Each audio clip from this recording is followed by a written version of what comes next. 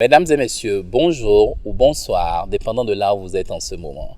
Sorry to break in, just like that. Sorry to break in. Break in, en fait, c'est interrompre quelque chose, une activité. Je suis sûr que je suis en train d'interrompre quelque chose en ce moment. Break in, également, c'est entrer par effraction. Mais j'espère que je ne suis pas entré par effraction. Dans la foulée de ce que nous sommes en train de produire en ce moment, nous allons donc faire un break. Faire un break, c'est quoi? Déjà, ce mot, en anglicisme, nous l'utilisons beaucoup dans le français. Alors, to break, c'est casser. Break veut dire également pause. Ce qui va se passer, c'est que I won't give you a break until we are done. On ne se lâche pas jusqu'à ce que j'en ai fini. To give someone a break. Give him a break. Give her a break. Ça veut dire laisse-le tranquille. Laisse-la tranquille. Yes, I won't give you a break until we are done, until I introduce you to three people. Nous aurons trois personnages. Personnages lorsqu'il s'agit des romans, des livres, characters. Dans un film ou dans un court-métrage, on pourra dire déjà movie actors. Movie actors. Alors, voici Sandrine.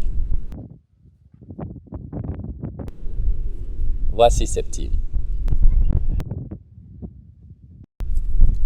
Voici Moïse.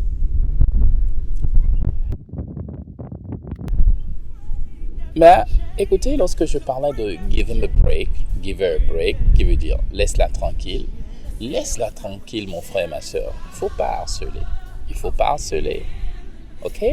Alors, vous êtes dans une situation où vous êtes comme enchaîné. Je sais que parmi vous, beaucoup ont vécu ça. You are in chains. And you have to break these chains. Break every chain, break every chain, break every chain. Cela vous dit? Break every chain, break every chain. Come on, say it. Oh, you have to break the chains. Et si vous y arrivez par la grâce de Dieu, alors vous direz, I had a lucky break. I had a lucky break. J'ai eu de la veine. J'ai eu de la veine. Et en fait, parfois, lorsque l'ennemi vous a atteint et vous êtes sous son joug, Dieu, notre Dieu, n'a pas encore dit son dernier mot. Ça peut être la chance de votre vie, par pure grâce, par faveur imméritée. This could be a big break. This could be a big break. Ça peut être la chance de votre vie. Now, let's have a break with those three people that you're going to watch. À tout de suite. Hey. Aïe. Non, bah, il est ouais. Tu vas lui faire ça. Tu vas lui montrer maintenant. Ah, donc il croyait que c'était gratuit avant. Hein? Il va payer cher, très cher même. Et d'ailleurs, je l'appelle.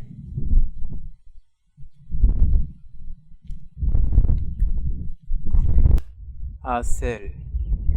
Elle a pu me faire ça? C'est pas vrai. Elle?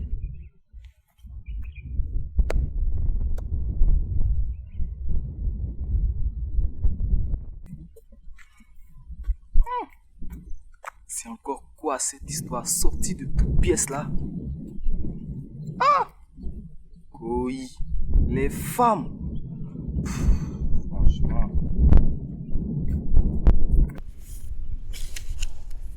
Alors, ça sent quelque chose, ça sent le roussi quelque part. Break up. Nous avons break up, qui veut dire rompre avec quelqu'un, surtout quand il s'agit de couple, rompre avec quelque chose probablement. Quand je dis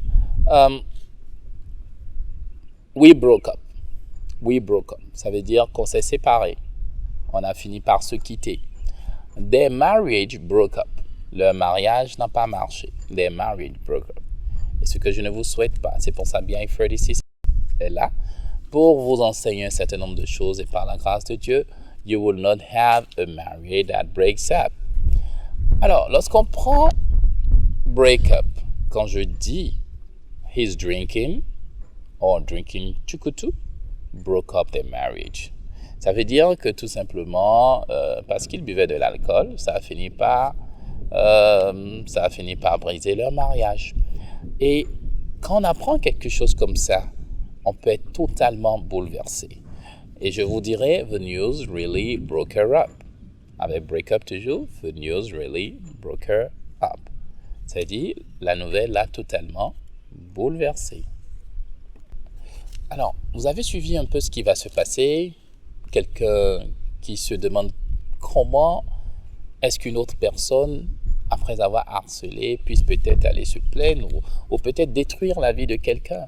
Tout cela peut paraître comme ce qu'on appellerait a vicious circle. A vicious circle. Un cercle vicieux. Et pour le cercle vicieux, you have to break out. You have to break out from this.